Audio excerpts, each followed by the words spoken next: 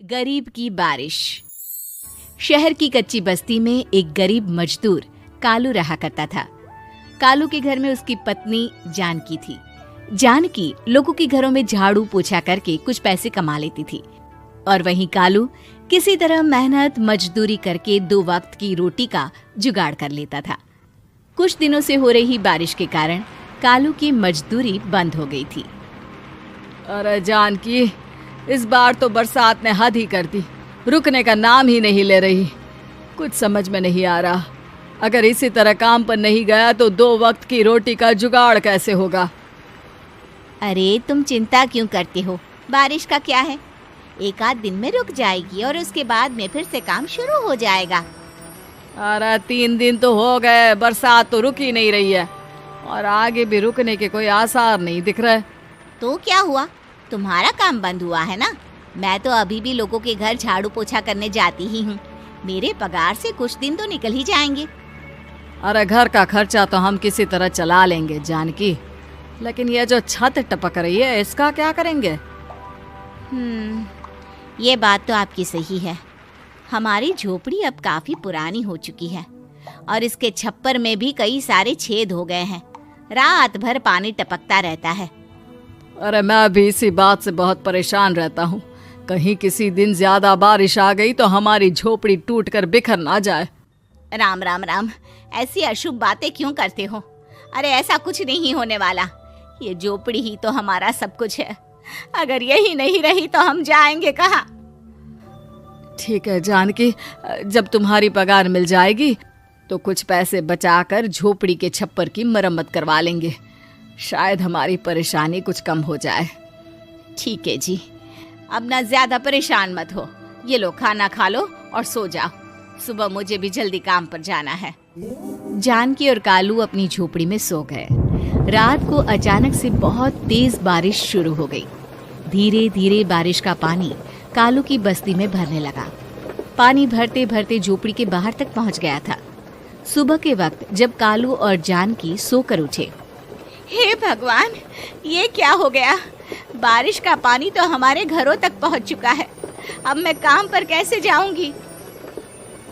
रहने दो जानकी, तुम आज काम पर मत जाओ। ऐसे पानी से निकल कर जाओगी और बीमार पड़ गई तो लेने के देने पड़ जाएंगे। लेकिन अगर नहीं गई तो मालकिन लोग नाराज हो जाएंगे। आप जानते हैं ना, बड़ी मुश्किल से 1 दिन की छुट्टी भी नहीं देती है। अरे लेकिन जानकी, झोपड़ी के बाहर तो पूरी बस्ती में पानी भरा है, तुम जाओगी कैसे? जानकी जैसे तैसे करके काम पर चली जाती है, लेकिन अगले दिन फिर से बहुत ज्यादा बारिश होती है और बस्ती में ज्यादा पानी भर जाता है। आज तो मैं तुम्हें किसी भी तरह काम पर नहीं जाने दूंगा। अरे अगर तुम्हें कुछ हो गया तो क्या होगा? ठीक है, तुम ठीक ही कहते हो, आज नहीं जाती। अगर मालकिन नाराज हो गई तो मना लूंगी किसी तरह। अरे मनाने वाली क्या बात है? जब तुम बताओगी कि हमारी झोपड़ी में पानी भर गया है तो वो खुद ही समझ जाएंगे ना। अगले 2 दिन तक तेज बारिश होने की वजह से जानकी, कालू और आसपास की बस्ती में रहने वाले सभी लोगों के घरों में पानी भर जाता है, जिसकी वजह से जानकी काम पर नहीं जा पाती। और 3 दिन के बाद जैसे ही जानकी काम पर पहुंचती है, कहाँ थी तुम? पिछले 3 दिनों से काम पर क्यों नहीं आई? मैम साहब, क्या बताऊं, इतनी ज्यादा बारिश हो रही थी, हमारी पूरी बस्ती में पानी भर गया है और उससे भी ज्यादा तो मेरी झोपड़ी के अंदर पानी भर गया। आप ही बताइए कैसे आती मैं? इसका मतलब ये हुआ कि बारिश होगी तो तुम काम पर नहीं आओगी? ना ना, मेरे कहने का ये मतलब नहीं था मैम साहब। तुम जानती भी हो 3 दिन से कितनी परेशानी हो रही है मुझे। सारा काम मुझे खुद करना पड़ा। माफ कर दीजिए मालकिन जी, पर मैं क्या करती, आने के लिए रास्ता ही नहीं था, सब जगह पानी भरा हुआ था। बहाने तो तुझे बहुत बनाने आते हैं। जानकी देख, अगर अगली बार ऐसा किया ना तो फिर काम से हमेशा के लिए छुट्टी। अरे ना ना मालकिन, ऐसा मत कीजिए। बारिश की वजह से मेरे पति की मजदूरी भी छूट गई है। बड़ी मुश्किल से घर में 2 वक्त खाने की रोटी का जुगाड़ हो पाता है। आप मुझे काम से निकाल देंगे तो हम क्या खाएंगे? अगर इतनी ही चिंता है तो फिर रोजाना काम पर आया करो। चलो अब जल्दी से जाकर घर का सारा काम करो। बारिश रुकने का नाम ही नहीं ले रही थी। पूरे शहर में बाढ़ जैसे हालात बन गए थे। लेकिन नौकरी जाने के डर से जानकी किसी तरह रोज काम पर जाती थी। एक दिन जब जानकी काम करके अपने घर लौट आई तो अचानक उसकी बस्ती में कुछ लोगों का शोर सुनाई दिया। अरे लगता है बाहर कुछ हुआ है, मैं जाकर देखता हूँ। हाँ हाँ, पता तो कीजिए, ये बस्ती में लोग इतना शोर क्यों कर रहे हैं। बाहर जाकर कालू ने एक आदमी से पूछा, अरे क्या हुआ भाई, इतना शोर क्यों मचा रहा है? अरे क्या बताए भैया, अपने बस्ती के बाहर एक पुल टूट गया है और वहाँ पर एक कार फंसी है। थोड़ी देर में अगर किसी ने नहीं बचाया ना तो वो कार पानी में बह जाएगी। हाँ? ये क्या कह रहे हो भैया, कार के अंदर कोई है क्या? हाँ, कोई औरत बैठी है, अकेली है, बहुत रो रही है बेचारी, मदद के लिए बुला रही है। अरे तो हमें जाकर उनकी मदद करनी चाहिए ना। अरे लेकिन इसमें बहुत खतरा है, हमें अपने आप को बचाना चाहिए। पानी कभी भी हमारी बस्ती की तरफ आ सकता है। अरे तुम्हें नहीं चलना तो मत चलो, लेकिन मैं तो जाकर उस औरत की मदद जरूर करूंगा। कालू उस जगह पर पहुंचता है जहां वो औरत कार में फंसी हुई थी। वहां पर पानी का बहाव बहुत तेज था और सारा पानी कालू की बस्ती की तरफ ही आ रहा था। कालू ने एक बड़ी सी रस्सी को पेड़ से बांध दिया और दूसरे सिरे को कार की तरफ फेंक दिया और उस औरत को रस्सी के सहारे बाहर आने के लिए कहा। तभी वहां जानकी भी दौड़ती हुई आई।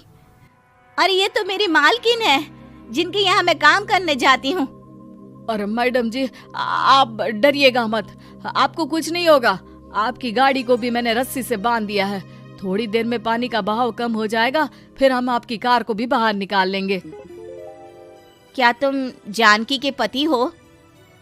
हाँ हाँ, जानकी मेरी ही पत्नी है, आपके यहाँ काम करती है ना।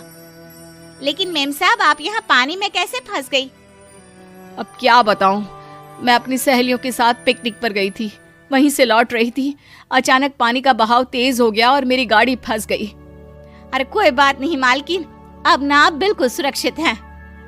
मैं तो बहुत बुरी तरह डर गई थी, कब से मदद के लिए चिल्ला रही थी, लेकिन कोई मेरी मदद के लिए नहीं आया।